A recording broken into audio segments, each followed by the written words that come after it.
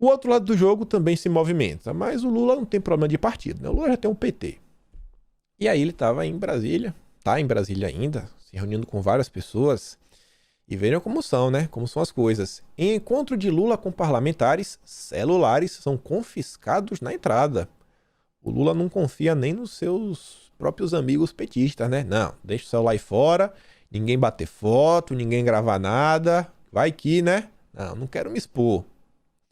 A reunião de Lula com as bancadas do PT na Câmara e no Senado, que ocorre neste momento em um hotel de Brasília, está marcada pelo sigilo completo das conversas. Mas mesmo assim, a imprensa ficou sabendo. E aí, vários jornais ficaram soltando notinhas diferentes. O primeiro deles que eu quero comentar aqui é o Poder 360. Tem matéria do Poder 360, Metrópolis, a Veja complementa, a Globo também soltou uma besteirinha. Essa daqui a Anitta trouxe, Elisa trouxe.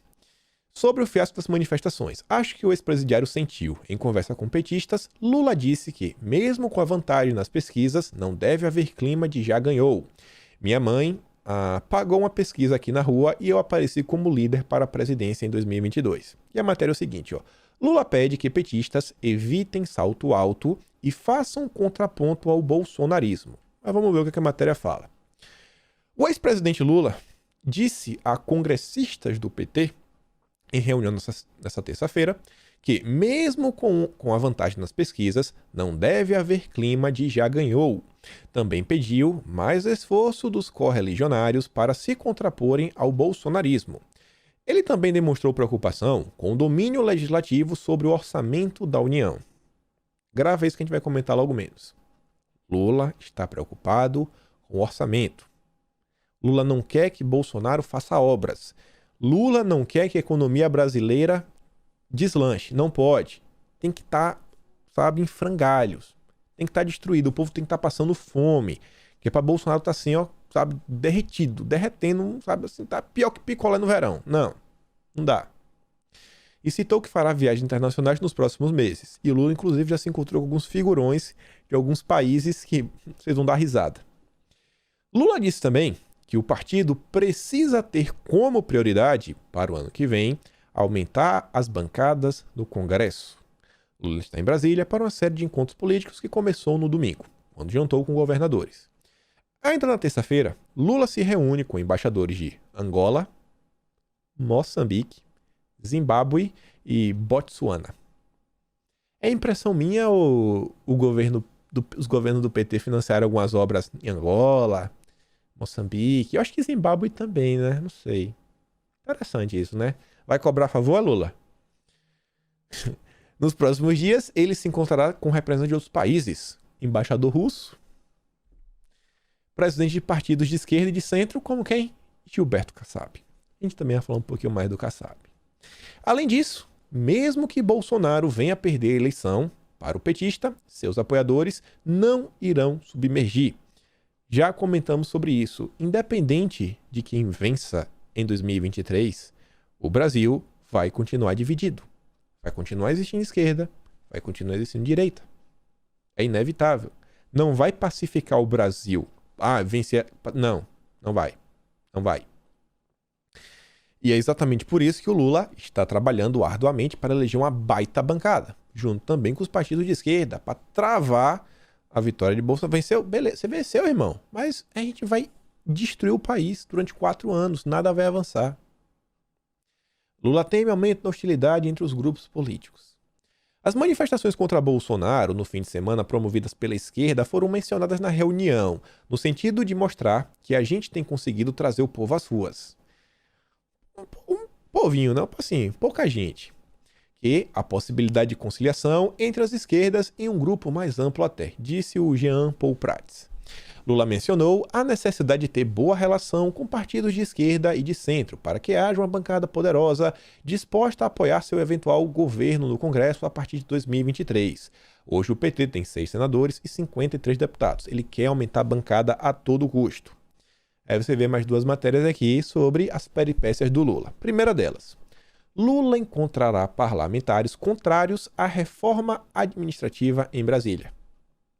O mesmo Lula, que está preocupado com o orçamento, lá tem que travar tudo. Tem que travar o Brasil. O mesmo Lula que também já está trabalhando arduamente para a reforma não avançar. Não, não vai avançar. Não, não vai. Não vai. O ex-presidente Lula encontrará na quinta-feira parlamentares contrários à reforma administrativa do governo Bolsonaro.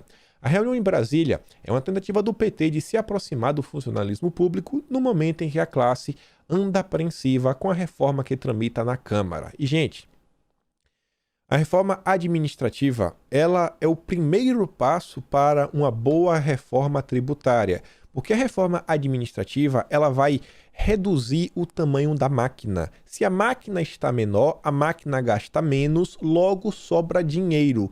Se a gente tem agora mais dinheiro, a gente precisa de menos imposto. Então a gente pode abrir mão de mais impostos na hora de uma reforma tributária. E o Lula não quer.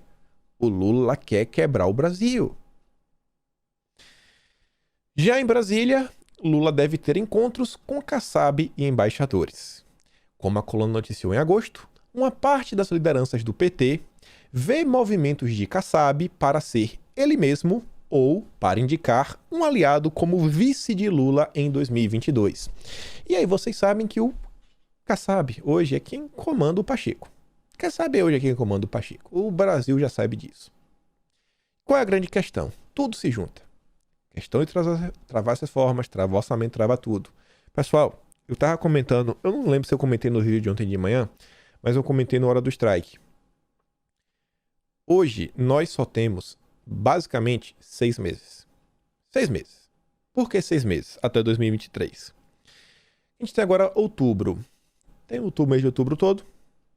Talvez 7 meses. Aí você tem o mês de novembro, que já vai ser mais complicado. Dezembro acabou.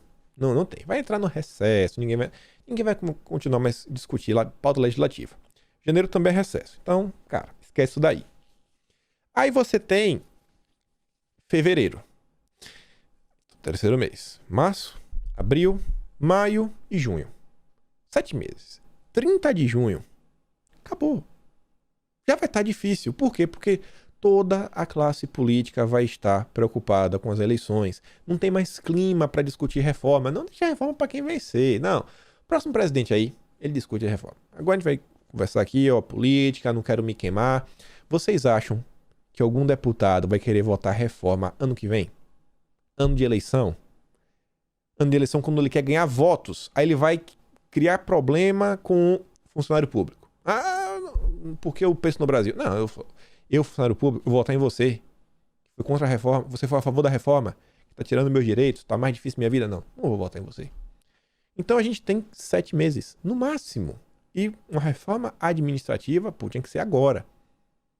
Até 7 meses acho que dá muito. Tinha que ser agora, no máximo início do ano que vem. Tá complicado. O governo sabe disso. O governo está trabalhando arduamente para avançar com as pautas no legislativo. Mas aí nós temos o Kassab, né? Para falar pro Pacheco, ó, segura aí.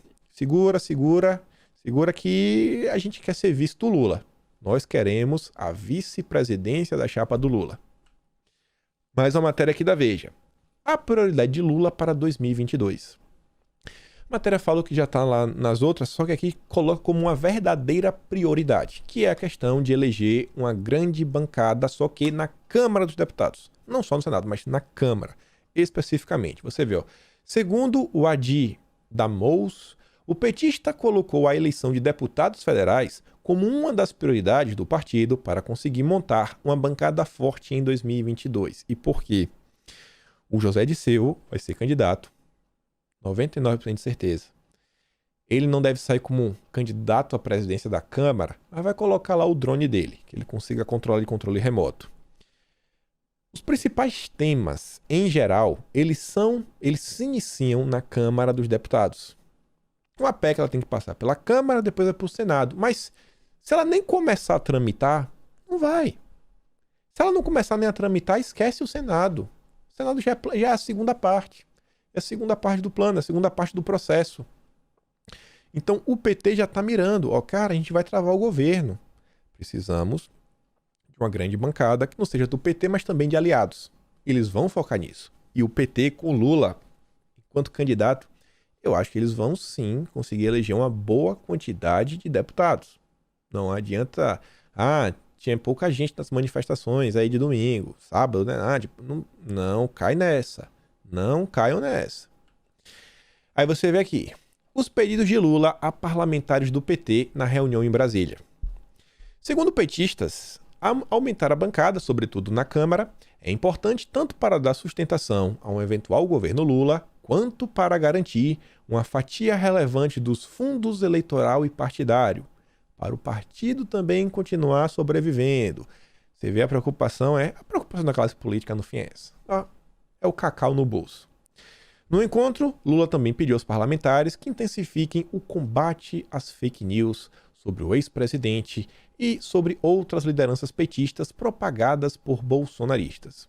O Globo noticia a mesma coisa. Contra Bolsonaro, Lula quer intensificar divulgações do PT nas redes sociais. Pode tentar, irmão. Tenta mais. Só que veja isso daqui. PT prepara mini curso com argumentos anti-Lava Jato para deputados. Tá lá, né? Com o objetivo de preparar o partido para se defender de ataques em 2022, o PT vai fazer esse curso. Em evento da bancada do PT no Congresso, segunda-feira, com a presença de Lula, a Gleisi Hoffmann pediu que fosse preparado um módulo específico para que deputados, uma coisa de 3 horas, para explicar tintim por tintim para todo mundo saber o que realmente aconteceu nas questões que envolvem a Lava Jato. E, gente, essa matéria aqui é uma coisa que eu já comentei com vocês várias vezes sobre Lava Jato e lavajatismo. Isso daqui me incomoda porque eu estou vendo, mais uma vez, na história, a esquerda tentando se apropriar de uma pauta que é nossa. Vocês já perceberam quando vocês entram em ou qualquer tipo assim, de conversa? Você vai conversar com o seu amigo e aí surge um tema, você pensa num tema, sei lá, esquerda e direita. Você fala para, cara, tem que tomar um lado. Seu amigo não quer tomar um lado. Ele não quer tomar um lado nem da esquerda nem da direita. Aí você fala, tá, me diz uma coisa boa aí na esquerda. A esquerda, assim, porque a direita é assim, mais dinheiro, economia. Mas a esquerda, ela se preocupa com as pessoas. Se preocupa com o social. Quantas vezes vocês já ouviram isso? Quantas vezes vocês já ouviram isso? Que a esquerda se preocupa com o social. Quem foi que pregou o fique em casa? Foi a direita ou foi a esquerda? O fique em casa que tira empregos, que causa fome, miséria. Quem que realmente se preocupa com o social? Quem que realmente se preocupa? Eu acho que é a direita, né? Foi um discurso que a esquerda já capturou. O discurso de combate à corrupção. Os lavajatistas, eles se apropriaram. Esse discurso aqui anti-Lava Jato, na verdade, vocês não tem que entender assim. O PT, eu acho que o PT, na verdade, eles só vão tentar desmentir as histórias para colocar Moro como suspeito e tudo mais. Só que esse discurso da anti-Lava Jato não é anti-Lava Jato, tem que ser anti-lavajatismo.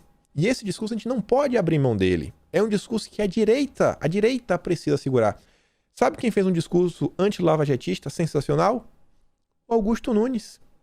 Aquele discurso lá que ele fez no início do vídeo, falando que nós precisamos seguir o ordenamento jurídico, fazer as coisas, sabe, como estão na lei, tintim por tintim, usando aí a mesma expressão dos petistas.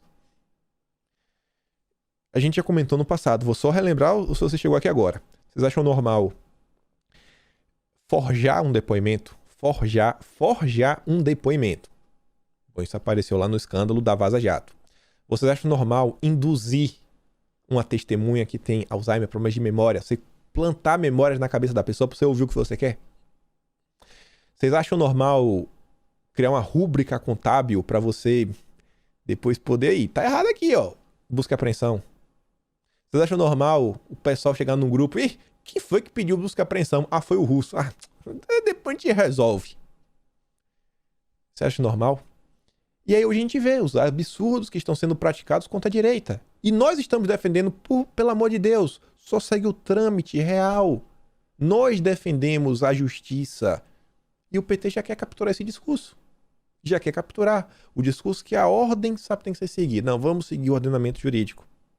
Até hoje é um tema que a direita não consegue debater. Operação Lava Jato versus lavajatismo. São duas coisas diferentes.